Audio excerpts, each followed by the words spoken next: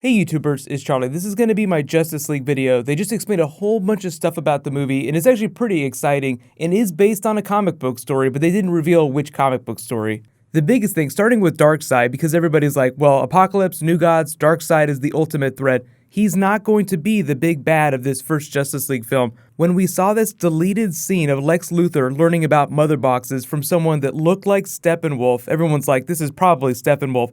They confirmed that. He will be the big bad of the new film. Darkseid will appear in a prologue. We know Zack Snyder likes to do prologues before his movies. I think my favorite Zack Snyder prologue is still Watchmen, just because it plays like a really nice silent film all by itself. Expect the same type of treatment for Justice League, except the prologue will tell the story of Darkseid's first war with Earth. So in that prologue, we actually learned a little bit about it. 30,000 years ago, Ancient Man, the Amazonians, and the Atlanteans fought off Darkseid, and then he's been gone ever since. So the reason Lex Luthor is seeing 3 mother boxes here is because he is hearing this prologue. There were 3 mother boxes left behind by Darkseid. One that's red, one that's beige, and one that's white. They were each left with the Atlanteans, the Amazonians, and then the Ancient Man. But here's the official synopsis. They actually already released it.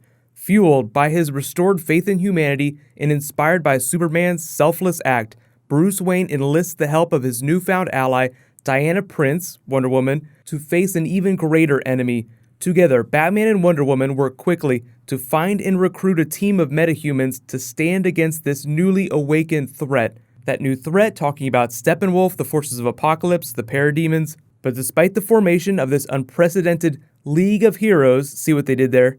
Batman, Wonder Woman, Aquaman, Cyborg, and The Flash, it may already be too late to save the planet from an assault of catastrophic proportions. Now notice that Superman isn't in there, but he's part of the Justice League. He's getting invited to the party. His invitation has just been lost in the mail. It will probably arrive by the end of the film. I think we all expect Superman to come back before the second Justice League film. So most of this first film, you can kind of see how this will play out. They go around, they try to recruit the Bad News Bears, they put the team together, get their asses handed to them once or twice, till they rally, Superman comes back, boom, takes Steppenwolf down, until Darkseid surfaces and says, you are all screwed, boom, Omega symbol. So what about the comic book story that Ben Affleck was teasing? That actually got me really excited. There are a number of big Justice League stories that involve Darkseid and the New Gods, but I don't think that it's based on Darkseid War because that's too recent. Jeff Johns would have still been finishing that story when they were writing the script for Justice League, so I don't think that there's a lot of Darkseid War in there. Probably not going to see Anti-Monitor anytime soon. We might hear some Easter eggs for the anti-life equation though. But just remember, they did confirm that Batman v Superman was inspired by The Dark Knight Returns. No surprise there. Couple aspects of the story, but really, it was a very different story from The Dark Knight Returns. So once we know a little bit more about the plot for Justice League, we can start making guesses about which story it is, but it'll still be dramatically different from the comics. They were also hyping up the new Batman film that Ben Affleck is writing and directing with Jeff Johns. So they said that there's going to be a lot of that gets set up in Justice League. The set visit where they did all these interviews and showed off the new Batmobile here, they were actually inside the Gotham City Police Department. I think some people actually got to watch a scene with Commissioner Gordon. J.K. Simmons is Commissioner Gordon. So no surprise they're going to be spending a lot of time in Gotham because Batman is the person that's putting the Justice League together. So he takes the lead. He's like the Walter Matthau of the Bad News Bears. Like he has to put the team together, but Wonder Woman is still a really big part of it. They actually said some really messed up stuff about her costume. I mean, it's really cool messed up stuff, but it's still pretty messed up. They said the reason why it's red, like if you've seen Wonder Woman's costume, you know there's some red in it. But when you look at the pictures from the set of the Wonder Woman movie, all the Amazonians wear very similar armor. It's brown. It's not red at all. They said the reason, the costume designer and the producers kind of decided that the reason Wonder Woman's costume started to turn red was because of all the dried, congealed blood of the people that she had killed and fought with. So think about that while you're eating your lunch. But you have to remember that in the context of the Justice League, Wonder Woman is a warrior in a way that Superman is not. She's a sword-swinging, shield-bashing warrior, so of course she's going to get blood all over her. But I just love the idea that her armor had been so stained with blood that it had turned red and she hadn't tried to replace it. But they also confirmed some stuff about Aquaman's storyline. So they said part of the action for Aquaman's character in this film is the path to claiming the throne of Atlantis. As you know, Throne of Atlantis was an animated movie that they did. You can actually rewatch it because a lot of that will be happening in these movies.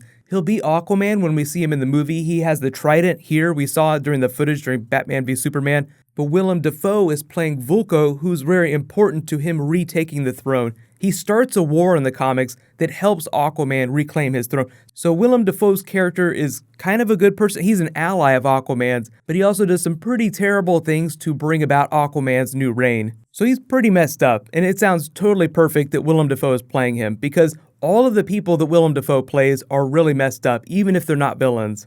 Batman will be getting a whole bunch of new toys. He'll be beefing up his armor and the Batmobile. He'll be fighting parademons, so he kind of has to. But in the grand tradition of Batman toys, he will have some very cool toys that we did not see in Batman v Superman. The other cool thing about Batman toys is that Batman will help make the Flash suit. Wayne Tech will be responsible for upgrading the Flash suit. Star Labs obviously going to be very important to that too. But you have to pay for this somehow. Bruce Wayne being very rich, having many companies, of course the Justice League is going to be sponsored by Wayne Tech. And here's the cool thing about the Flash's introduction to the movie. It's very Spider-Man Civil War-esque, as in he walks into his apartment and it has all this tech, like all the cool stuff that he's been playing with, and finds Batman sitting in his chair waiting for him. Just like Peter comes into Aunt May's house and Tony Stark just happens to be there talking to her. Like, oh my god, WTF, Batman is in my apartment. There haven't been any pictures of it that have posted yet, but he was wearing his full costume in the scenes that the people that went to the set got to see. So I wouldn't be surprised if we do get a look at that pretty soon. So Batman, even though he was killing people, being really crazy in Batman v Superman,